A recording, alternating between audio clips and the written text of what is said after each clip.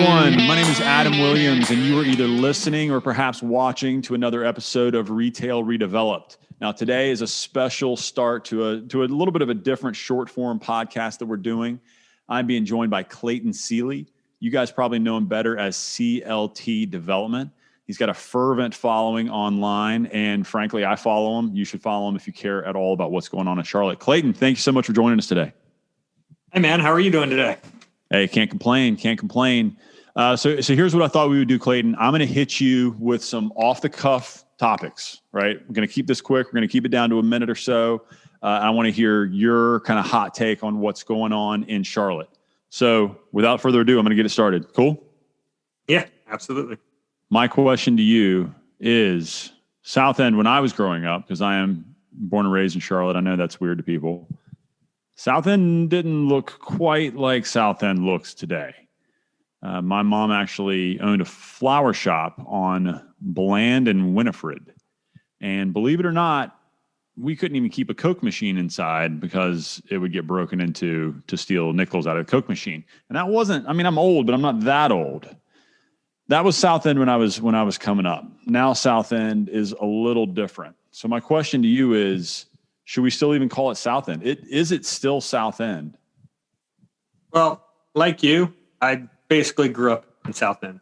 My mom had an accounting firm on East Boulevard and Dilworth Road West. Shout out to working moms. Yes, working moms. And that's just a matter of blocks. You know, I grew up at Spaghetti Warehouse and Price's Fried Chicken Coop. And I, would park in the middle of nowhere in what is now the Gold District and walk to Panthers games. You know, I've watched South End come up from before it was even called South End, frankly. And do I think South End should still be called South End? Probably. But I think what we knew South End as is what South End has always been about. It's been about change. The neighborhood's never really had an identity because it was always industrial. It was always about the gold rush, and then it was about textiles. It never really had a neighborhood identity. Now it is a neighborhood. But it was always destined. You kind of rewind back to 1994 when Mecca Properties actually rezoned quite a bit of South End. And they did that to preserve the historical heritage of the neighborhood. But they did that so that you could build, like I said earlier, purposely around those structures and build density and build a neighborhood. So it's always been about creating a dense, walkable, pedestrian-friendly neighborhood, and that's what we're doing. I mean, sure, we had, Fat Burrito or the old Common Market. There were certain things that were very South End, but we still have the opportunity to create more things that are South End. We just kind of have to come together as a community and do it. I think South End still deserves its own identity, but people need to accept the fact that it is becoming Uptown South. And see that what you just said is kind of puts an exclamation point on my thoughts. So again, I remember the first time I heard the phrase South End, I was like, oh, okay, I guess this is South End, cool.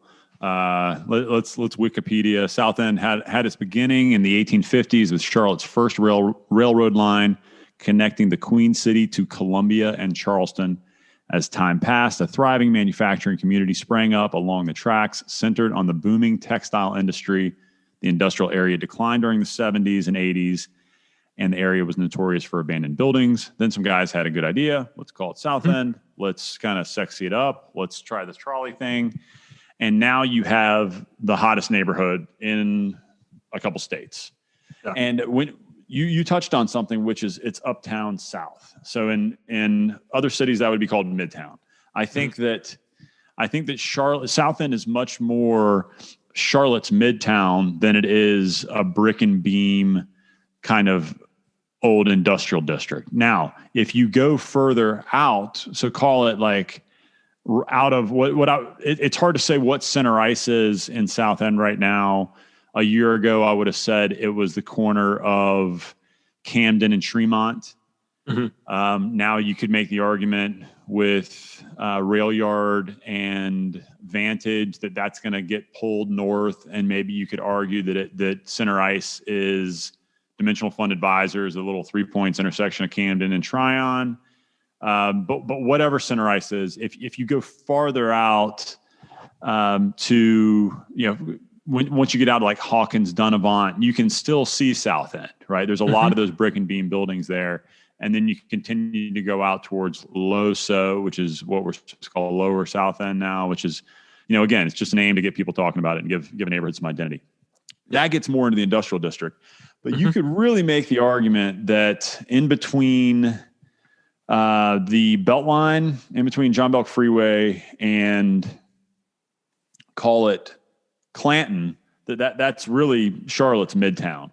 And anything there that is still single story, or you could even make the argument that anything there that's wood frame, even the old townhome product and the garden style wrap product might eventually be glass and steel, concrete, 5 stories and up. And that is going to look a lot closer to Midtown Atlanta than it does an industrial district. Well, I think you can expand upon that. And, I put together a diagram a long time ago, just kind of like endangered species in South End. And I think some of the 5-story office buildings on Moorhead, I think you could see trade and become high rises. I saw CBRE is back marketing that strip of 1-story buildings on Moorhead and Mint for what they're showing is 2 30-story buildings. I think Uptown has hit its edge with Stonewall, with all the development between Hill and Stonewall. That's the edge. And now it's ready to jump over 277. And it's going to start bleeding. And pretty soon you're going to have continuous high rises at least until maybe Park Avenue, because you're going to have Fallon's new project, Centro South. It's really going to start looking like a completely different city. And it would kind of make sense for it to be more of a midtown. Well, and it's let's be honest. Developers are simple creatures, right? Where that world is driven by commerce. It's not driven by feelings, and the development community has no choice but to go south, and the development community has no choice but to go dense. If you go north, if you go immediate north, you have tent cities. If you go immediately south, you have the highest real estate prices in the city. So it's going to continue to go dense, and it's continue to go south. And I think that there's going to be a lot more. I don't know who's going to coin like South Midtown End, SOMO West. It'll be some kind of bizarro acronym that I'm not clever enough to think of. But I think that that's what's going to happen, and somebody's going to make that next leap. Not that this is important. I don't care if it's called South End or if it's called Midtown. If development keeps going this way and it continues to be this, this vivacious kind of, it's becoming more of a 24-hour neighborhood, and the office is a huge leg in that stool to make it, exceptional. And I don't care what you call it if it continues to happen. Yeah, exactly. And I think it'll be interesting to see how it bleeds further, because there's a lot of untapped space just around Toomey, West Tremont, further down South 100%. Tryon. At some 100%. point, Brook Hill will trade. All of those streets. Griffith. There's, I was touring the Hawk.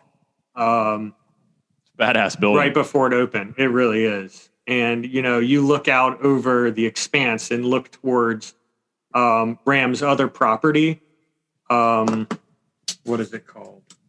I don't know. Anyways, and you just see this expanse the one on Donovan. warehouses.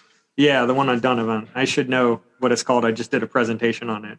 They've got 2 cool developments over there. Yeah. And Hub. The name. Hub is what I'm thinking Hub. of. Yeah. There it is. Yeah, and you look at those buildings between that and Hub. You have Penn's Mechanical right there, and you have Krispy Kreme, but then you kind of have like a whole bunch of nondescript warehouses that are just kind of primed. And I would love to see those actually redeveloped and kind of, yeah, It'll definitely happen. But I want some of them saved and made a little more interesting. I think that'll happen too. But for how long is a great question. Because again, it's true. The prices keep going up. The only way to justify those prices is to go vertical. And it's hard to tell, John Smith, whose grandfather built that building and they've sat on it and they live in, a normal house out in the suburbs, and somebody comes and offers them $20 million for a 15,000 square foot warehouse. Yeah. Yeah. Like, peace. I don't care what you make it look like, because I have my eye on a sweet boat. Yeah. All right, Clayton, that was super helpful. I don't know if we came up with a new name. I don't know if we need to come up with a new name, but I like the conversation.